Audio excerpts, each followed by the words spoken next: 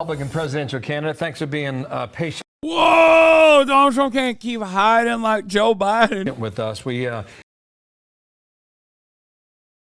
presidential campaign, and Nikki Haley just got a big old dose of it on Tuesday. The Koch-backed group Americans for Prosperity announcing it is backing the former South Carolina governor's bid for the White House. So, of course, the big question now, will the endorsement and all the cash actually offer up the momentum that she needs to give Nikki Haley a real shot at overtaking Donald Trump?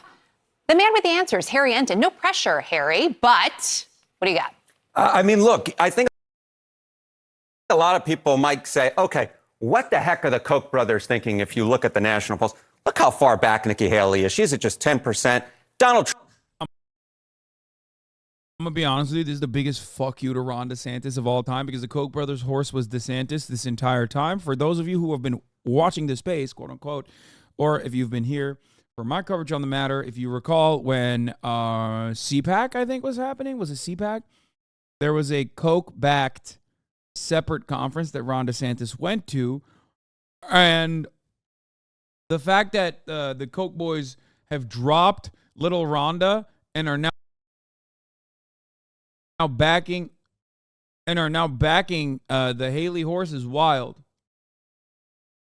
I think you believe the things you say and sincerely want to promote socialist values because you believe it is the best for everyone. No one ever falls for cheap price and low quality over total cost of ownership equality. I don't think you're a PRC shill, by the way. Wait, what? It's funny that every single piece of good news for Nikki Haley is like 140-year-old mega donor Bartholomew H.W. McRaces IV is now backing the surging candidate, and you look and her poll numbers are still single digits. The gap between Biden and Marianne Williamson, the RCP average, is 61.2 percentage points. The gap between Trump and Haley is 51.8. Now, these two aren't the same, obviously, but they're also not the same, if you know what I mean. Yeah. The fall off and the downfall of Ronald McDonald DeSantis needs to be studied in history books, okay? I've never seen a man so fucking propped up by the instruments of power within the Republican Party and fail so fucking hard, specifically on his own volition. Like, the reason why Ronald McDonald DeSantis failed was because he consistently, one, had the worst instincts, and more importantly, was the worst retail politician I've ever seen in my life. Like every time he opened his mouth, people were like, oh my God, ew, please shut the fuck up. So bad. Trump at 61%. She's not even in second place. Ron DeSantis is at 17%.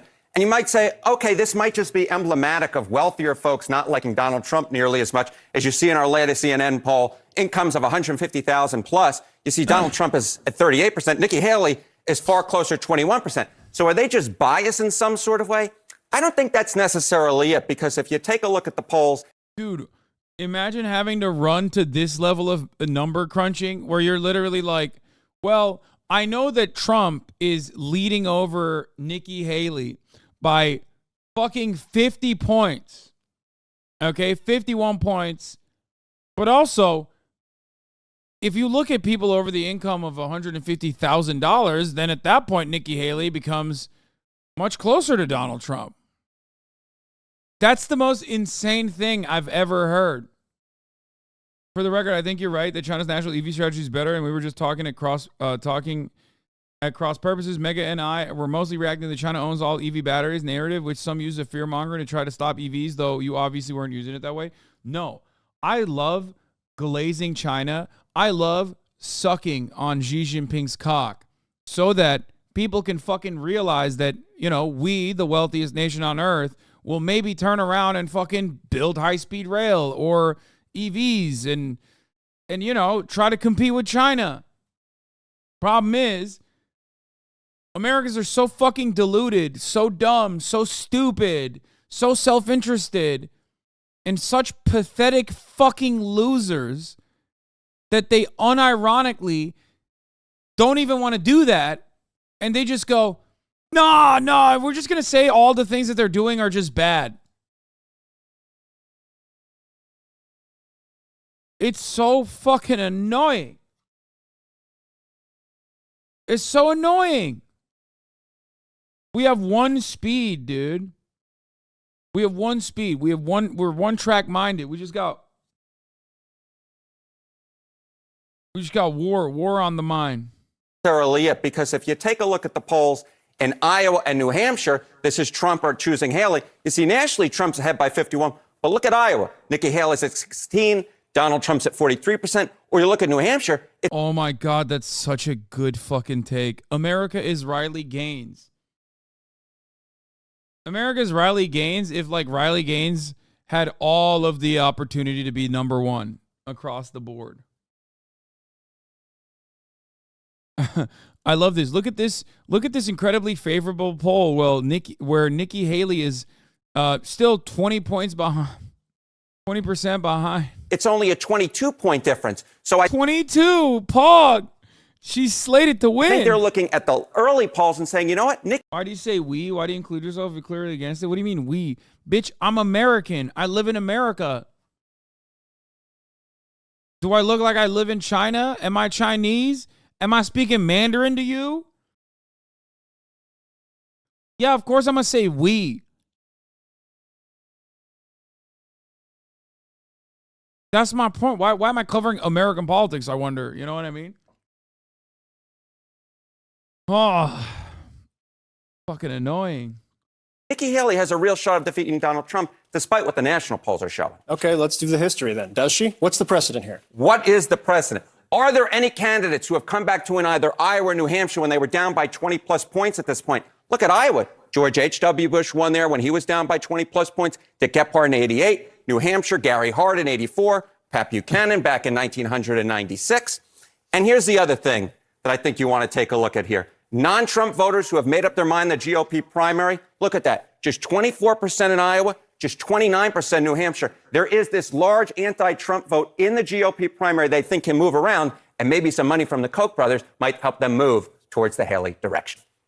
Dude, it should be, I think we should decriminalize heroin and make whatever he's on illegal. Because I've never seen this level of copium, like pure unadulterated copium, being pumped through the airways before. This is the copium equivalent of just straight up fucking putting a rubber band around your arm and just like grabbing it with your mouth while you simultaneously fucking inject, okay? Also, who's the audience for this analysis? A great question. Like, who is watching this? Who's this for? The Nikki Haley heads? Like, what are you doing? I don't get it. I don't understand. What the fuck? Oh, dude, it's so funny. I love this. It's great. It's great. Thank you. Thank you for the funny fucking moments. Joining us now, civil rights attorney Maya Wiley, former deputy chief of staff to Congressman Adam Kinzinger, Maura Gillespie, and New York Times national political reporter Shane Goldmacher. So as we look at this, Shane, to you first, especially after this reporting, I mean, is this enough? Are there signs that point to it being enough to disrupt things? I mean, I think the short answer is no, there aren't signs enough to disrupt Donald Trump. But I think this does have a big disruption in the campaign and in the primary. Bro, they haven't even brought up how fucking silly Ron DeSantis looks now. Okay? It's been, why haven't they talked about how bad this is for Ron DeSantis? Get to the fucking point. Nikki Haley is nothing. And so is Ron DeSantis. But it's awesome that the Republican Party and all of its mega donors are fucking desperately flailing their arms, just lobbing shit at a wall to see what sticks, and noticing that the shit that actually stuck originally, that they thought stuck, smells real bad. That shit is Ron DeSantis, okay? Primary, which is, there's a primary inside the primary, which is Ron DeSantis and Nikki Haley trying to be the one anti-Trump figure. And this is a really big part of that. This is a lot of money and an important group coming in and saying, we think that at this point in time, that candidate, it's Nikki Haley. It's no longer Ron DeSantis. And that's a disruption. Now, does either of them ever get a real one-on-one with Trump? Can they catch up to Trump? That's a different question entirely. Maura, as somebody who's been in Republican politics, look, I think the Koch brothers became kind of the Democratic boogeyman. There's a ton of money, as Shane was noting. My question right now is, it's a grassroots organization that has a ton of volunteers with it, AFP, plus the money. What kind of juice do they have in this primary? Can they run? There's not a single fucking Koch operation that it would be declared grassroots. It is quite literally the definition of AstroTurf. I don't know what their ground operation looks like for Americans for Prosperity, but you cannot fucking say that shit is grassroots. What the hell? The grassroots Koch brother lobbying arm? Like, there is no reason for the term AstroTurf if you're going to call the Koch brothers, any operation Koch brothers has, to be grassroots. I actually don't get why he said that. I mean, I guess like the reason why he's saying that is because like they have like a ground operation. Oh, is he saying it was before the donation? On DeSantis, can they elevate Haley to be the clear number 2? I think what it shows us is that he said AFP is grassroots. they're putting their money and their team and their volunteers behind her because, again, what they started telling us earlier this year was anyone but Trump. It can't be Trump. And so they're really doubling down on that and pointing out that Ron DeSantis is also not the choice for Republicans. And so looking at the field that's left, they chose Nikki Haley. Like, this is such a funny thing. Yeah, if you ask the Americans for Prosperity, they say they're grassroots. CNN should not say that, okay? Like, this is what they're talking about, which is Americans for Prosperity Action Committee, okay? This is quite literally the opposite of grassroots. Who has the most momentum. And we have seen that her poll numbers have increased, especially after each Republican debate, which there's another one coming up. They're putting their money behind that. And I think it's telling as well that, you know, in Iowa, Kim Reynolds, she put her support behind DeSantis. Both these scenarios did not choose Trump. And I think that's really telling for what people who have some say in the party are letting us all know, that we have to move beyond this because it's forward-looking. Isn't that the whole issue? They picked 2 different people, therefore making it more difficult for the anti-Trump vote to the extent it exists. But it's important to have choices. If we continue to follow along the Trump method, we will lose. And also our democracy will lose. Our Constitution will lose. And I think people are recognizing that within the party, the real dangers that are at play here, and they're looking for any other avenue but Trump. And part of the memo, right, was that one of the reasons we think Nikki Haley is the person to put our money behind is because they believe she can bring in some of those independents, some of those moderates who have been turned off by Donald Trump. How are Democrats, Maya, looking at this morning? Yes, we recognize the state of where things are in terms of the power of Donald Trump and where he sits this morning, but is Nikki Haley seen as a real threat? I'm going to go with Shane here. I think this is about the honorable mention in this campaign. I think it is interesting, and one thing that's particularly striking from the standpoint of the statement that they made about the extremism that Donald Trump represents and how Nikki Haley is the counter to that kind of flies in the face of their history of actually supporting getting Donald Trump not just elected, including, some of the work that they helped to fund in Wisconsin in 2016 and the ads that helped support him by going after Hillary Clinton. But, when you go back to the origins of why Donald Trump has been so dangerous for democracy, his lies about the election in 2020, this all goes back to the attack on voting rights that, frankly, was a signature of the Koch brothers that began, after 2008, and the efforts to make it significantly more difficult for Americans lawfully allowed to vote. And that's the origins of the great denial and the big lie. And that's something that we owe. God, liberals are so fucking, they're so, the great denial and the big lie. Oh, God. Ay, ay, ay. Guys, stop trying to make fetch happen, okay? What the fuck? It's not sticking, man. It's not. Frankly, to the Koch brothers. It's so cringe. And to Alex. So the roots of this very danger to democracy is essentially coming from the same folks that are now saying, oh, wait, now democracy's in danger. Maya, to pull a piece of what you said at the top on the statement and talking about extremism, what's striking, I think Moore gets at this a lot when we talk as well, is there are a lot of Republicans who feel that way. There's no question about it. And yet, take a listen to, I think, one of those Republicans and who he'd support between Trump or Biden. Isn't it good, though, if they don't drop, they will still Trump's electoral votes? No. I don't know. I don't think so. I think what's going to happen is, like, none of them are going to put up a strong fight. Donald Trump's going to fucking dominate, most likely. And then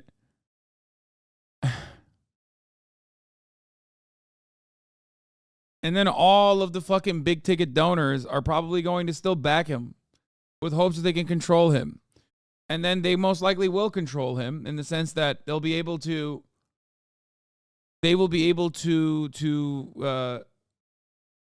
control him, but like Trump is still a billionaire operating on, his class interests and stuff like that. And therefore he will do all of that stuff. That is if he actually is the president. But then he'll do a shit ton more that will be really bad. So bad that it probably harms the stability that you have to have. Because remember,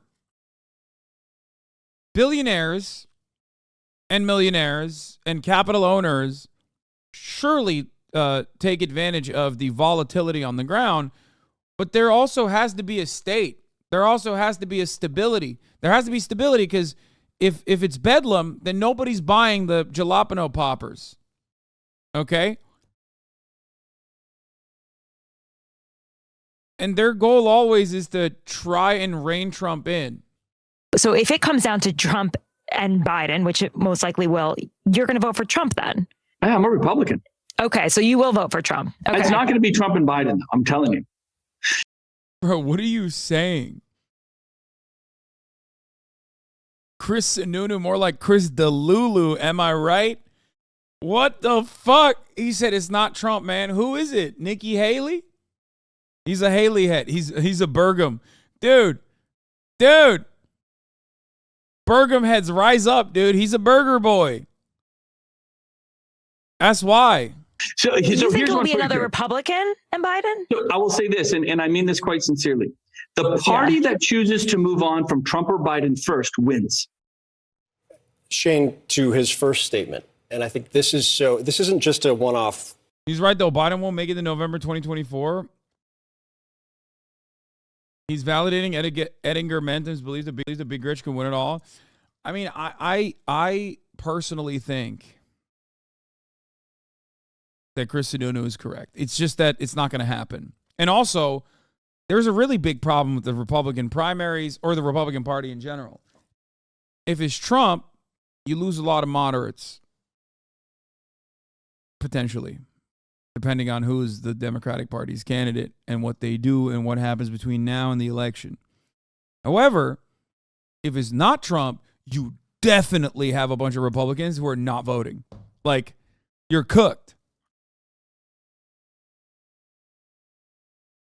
It's so fucked. It's so fucked. Are there any moderates left? Yeah, they're called fucking suburban Democratic voters now. That's what they're called.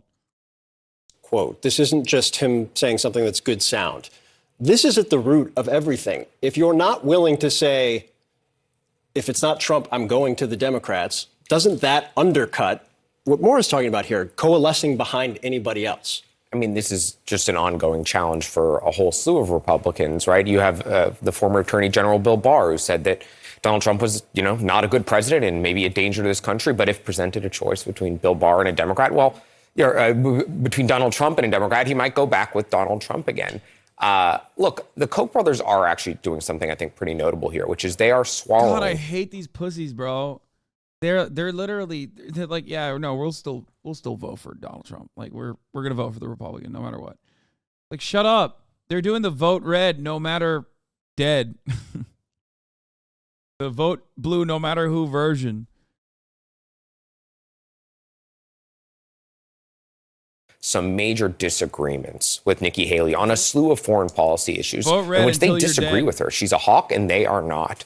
And yet they're saying we're going to put that aside for the domestic issues where we think that Donald Trump is bad for the country. And I think it speaks to a bigger issue here is that voters, do not want to have another matchup between Biden and Trump. People are very disinterested and they are unmotivated. And unmotivated voters, it's going to benefit Donald Trump. So they're looking to get somebody else in there and doing so by putting their money behind Nikki Haley. Nikki Haley joins us now, Republican presidential candidate. Thanks for being patient Whoa! Donald Trump can't keep hiding like Joe Biden. with us. We just wanted to get the message there from Chuck Schumer. Good morning and welcome For whom would you vote for in 2024? Jank. Don't care. Voting for Jank. back here. Got a number of things to get through, but just a quick comment on this. We talked to Sabrina Singh from the Pentagon Told you, man, I'm Uncle Pilled. last hour. We asked her, is the full-fledged, full-throated support of President Biden still intact with regard to Israel going after Hamas? And she said, yes, nothing has changed. Do you see it the same way? You know, it's interesting. What happened to you? Why do you want Trump to win? What happened to you? Why do you want Trump to win? What happened to you is a question you should be literally asking every person that works within the DNC every day. Like, you should be calling up the DNC and be like, what happened to you? Why do you want Trump to win so bad? What happened to you? Why do you want Trump to win? Not me. Not a fucking dying Twitch streamer with a fucking sub 20K live view count, okay? The motherfucking DNC is who you should be asking that question to, who keeps telling us like, no, Joe Biden, he's gonna go across the finish line. I promise he is going to be alive at the next election. Okay? What is this? What do you think you're doing here? What are you doing?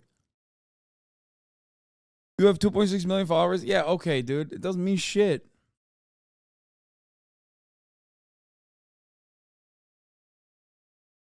This has been the same in perpetuity, but it accelerated greatly under the Hillary Clinton campaign. Okay? Like, it wasn't Hillary Clinton that made any fucking flubs. It was actually those stupid idiots who didn't vote for her. You know Twitter's going to blame me if Biden loses? I don't give a shit, dude. What do you mean? Twitter is literally fucking poll at this point. Twitter is poll at this point. People are blaming me for October 7th, okay? Ben maçayım kapıyı. Peki. It's never the Democratic Party's fault. Anne kapı açık. It's never the Democratic Party's fault. It's never the media's fault. It's actually random Twitch streamers. Yeah, people say I am the reason for why Ukraine was invaded. People act like I invaded Ukraine. People act like I fucking did October 7th. I don't give a shit, dude. People, you know. Interesting, and I appreciate the senator's speech. I think it's important. It's copium. Saying everything is Susan Sarandon's fault. Saying everything is Chapo's fault. Saying everything is my fault. It's just copium. These are people who are babies. Okay? They're babies. They're behaving like little children. They don't want to take responsibility. They don't want to take ownership over the actions of the DNC. And then they fucking act like the Democratic Party as an institution is just a small bean. It's so weird. It's so weird. Do a better job. For people to hear about it. But let's look at a few things about what's happening with anti-Semitism and then get into what's happening with Israel. First of all, let's stop talking about the dangers of anti-Semitism and do something about it. You have foreign money going into universities right now from Arab countries and Chinese countries. No, you're so right. If the leftist vote was that important, we would have more of a say in policy. Okay? If the Democratic Party took the leftist vote, not for granted, but instead saw it as a valid constituency to defend and to actually fucking advocate for and actually listen to and they would make concessions. They would listen to our demands. They don't give a shit because let's be real, nobody votes on that anyway. Right now, not from Arab countries and Chinese countries. Don't be surprised that we have. What does she mean by this? Chinese countries? What the fuck? She's like 3-state solution to China. Hong Kong, Taiwan, China. Pro-Hamas protests on our campuses when that foreign money is Fuck going it. in. YOLO, actually 4-state solution. Tibet also independent. She's balkanizing China. Stop it. there. Let's get the foreign money out of our universities. The second thing, 5-state solution. Macau, separate state. True. Dude, the states keep growing, dude. No, Taiwan gets Tibet as the ROC. Yeah, give Tibet back to its rightful ownership under the Republic of China. Tibet is now, never mind, we're back to 4 states. Tibet is now a part of Taiwan. Okay, we're slowly but surely building back to a 1 state. It's just the Republic of China. That's right. It's 1 state solution, except it all belongs to Taiwan. Shocker, Biden was only pretending. National Security Advisor Jake Sullivan privately told Democratic senators this week that the White House is not seeking any conditionality on Israel aid. Sources tell me comes after Biden said last week that doing so was a worthwhile thought. Guys, color me surprised. Guys, I'm shocked. I really didn't think it would be like this. Very shocking news. thing is, look at all of the foreign bots on social media spreading disinformation, spreading pro-Hamas messaging, spreading anti-Semitism. There's a reason India banned TikTok. There's a reason Nepal banned TikTok. It's because it was causing social disruption. Our social media companies need to get rid of foreign bots that are on social media and show us the algorithm so that we can get all of that out. And then thirdly, let's go to our president. When you talk about what the press secretary said about Israel, the president is the one that refused to put anti-Zionism into the definition of. Dude, you can't, there's no one that's a bigger Zionist than Biden. Biden is more popular as a leader in Israel than Netanyahu is. What are you talking about? It's, oh God, it's always a race to the bottom. She literally is saying, until President Biden executes a Palestinian child, or even better, a Jewish voice for peace activist, anti-Zionist Jew on national television, because that is the greatest enemy of the Israeli state and the Jews across the world, of course. There's nothing more scary than an anti-Zionist Jew.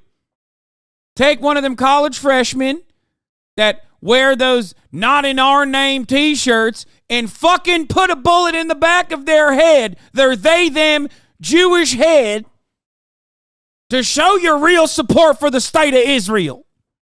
How dare you? What are you doing here?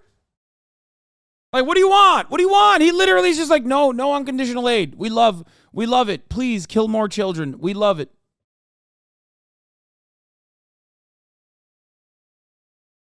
It's so nuts. It's insane, dude. What the fuck? Of anti-Semitism.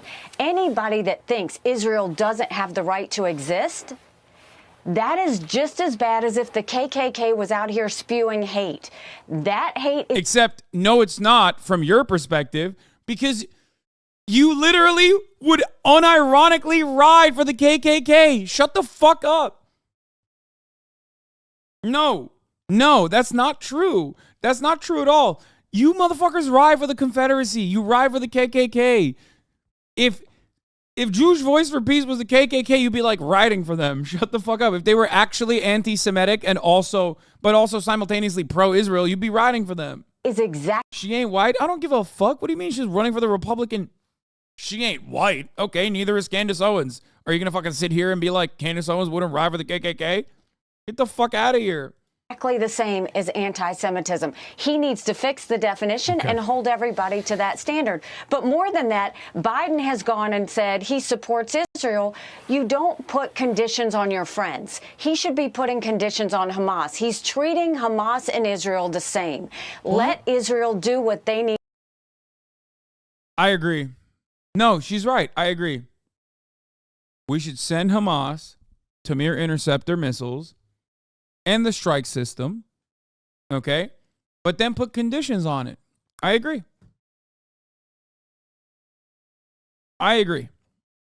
Yeah. We should put conditions on the munitions that we are sending to Palestine, to the Palestinians, to Hamas. We should be doing that. Give Gaza an Iron Dome, but offer conditions. need to do. They want to save those hostages as much as anyone. No doubt. And all Biden has done from the beginning of this is put conditions on Israel. This is the same energy as like motherfuckers coming in here and being like, I don't know if you saw this, but China is actually making the mosques all around China look more Chinese. That is the real Muslim genocide that you're not talking about. And I'm like, what do you want me to do about that? I'm an American. Okay, guess what, dude? Hey, China, no more subsidies, okay? No more aid until you make sure the mosques still have the round dome, okay? How dare you? No more fucking aid for you, China.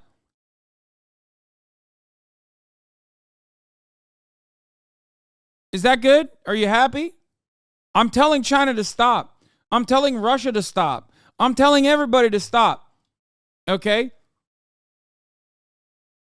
Do you guys now understand the difference between...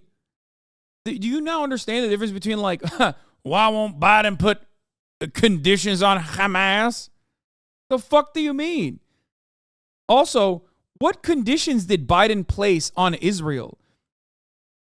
John Kirby has literally been blowing bubbles on Netanyahu and Yoav Gallant's dick, gargling that shit every fucking day, openly saying, hey, guess what? No red lines, no red lines, no red lines. As many babies as you want, as many. Read my lips. No red lines. Read my lips. You see the cum on them?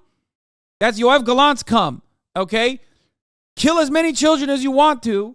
And Nikki Haley's still like, Biden is doing conditions on Israel. It's fucked up. Oh. Okay, on that, 47 days to Iowa. Ron DeSantis is coming after you. He's going to pull the full Grassley on Saturday. He says your establishment with your positions, you're fundamentally out of step with the Republican voters. What do you think of that?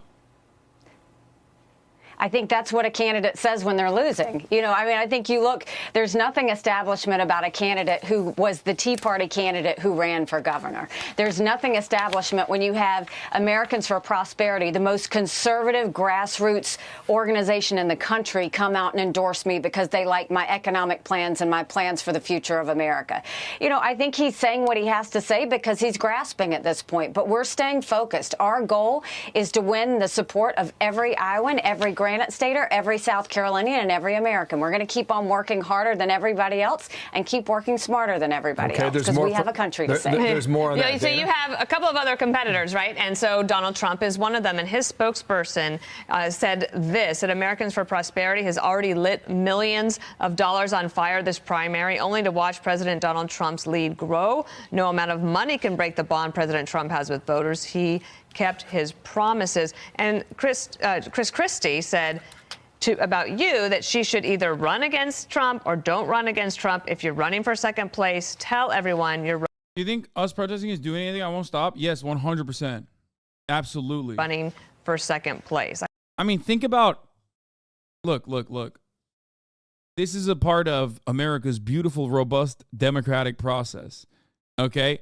Obviously, if it was a real democracy, I'm certain that America would have acted way faster, or the American government would have acted way faster. However, no, constantly taking it to the streets, constantly fucking protesting, absolutely is working. It is. We went from every single Democratic and Republican Party politician being like, shut the fuck up, eat this lead, you fucking Palestinian children, you Palestinian babies, you deserve this lead, to, okay, maybe we should do a ceasefire, actually. I know it took 15,000 murdered Palestinians and also a ton of fucking munitions being sent over, both quietly and privately, in an unceremonious way.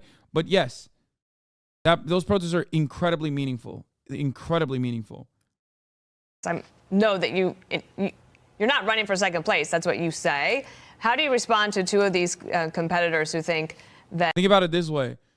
Leading up to before on October 6th, support for Palestine was marginal. It was nothing. Okay? On October 7th, it was even less so, obviously. Since then, 2 months have passed. And support for Palestinians have grown considerably.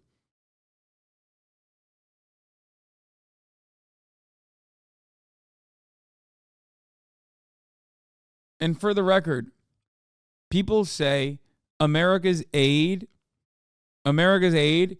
is nothing for Israel. America's aid is nothing for Israel. They say it all the time, right? They're like, this is a narrative I hear now as Biden has gone back and forth on whether we should give Israel aid or not, or offer conditions on the aid, right? And that like it's a minor blip. Oh, it's just like 5% of the GDP, like it's nothing. Okay? If that was the case, then why the fuck is the Israeli account, Benjamin Netanyahu, everyone but Itamar Ben-Gvir and Smotrich basically doing English-speaking interviews? Benjamin Netanyahu has appeared on American media more than he has appeared on Israeli media. Okay? Why is that? Why is that? Everyone that says America's aid, first of all, only starts and ends with munitions is fucking delusional. That's number one. Because beyond that, we're the veto power for the UN. Like, we have the capacity to literally stop other countries from engaging with Israel with trade. You know what I mean? We could put sanctions on Israel. Like, we have, like, starting that process and dramatically changing the dynamic, the relationship that we have with Israel would be incredible. It would stop Israel dead in its tracks overnight. That'd be a massive difference. And all of the people that fucking cope or talk about how, like, no, Israel could operate without America's go-ahead, they would recognize how wrong they are immediately. This is something that the Israeli government recognizes.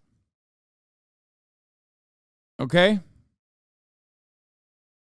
Anyone know if Hasan covered the boy with the broken hands appearing in video being released without broken hands? Yes, I did. And no, one of his hands was broken. And there's medical documents as well. I covered it earlier in the VOD. You can go check it. But also, you should ask yourself why you immediately went, this kid probably is lying. This terror, baby. Baby terror.